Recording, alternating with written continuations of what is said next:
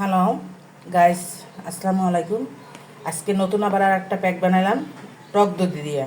আমি প্রথমে টক দধি মানে একটা চালনিতে সেঁকে রেখে দিয়েছি, পানিটা ফেলে দিয়েছি, শুধু টক দধিটা নিয়েছি। এটার মাঝে আমি মধু দিয়েছি এবং সামান্য একটু এই লেবু দিয়েছি। লেবু দিয়ে এটাকে সুন্দরভাবে মেখেছি। মেখে আমি এখন মুখে, এই দেখেন মুখে দিতেছি। কিভাবে দিবেন মুখে? প্রথম মুখটাকে ফ্রেশ করে ধুয়ে নেবেন। নেওয়ার পরে এইভাবে সাবানের মতো এইভাবে মুখে দিবেন, ঘাড়ে দিবেন। যে যাদের ঘাড় কালো থাকে তাদের ঘাড় পরিষ্কার হয়ে যাবে।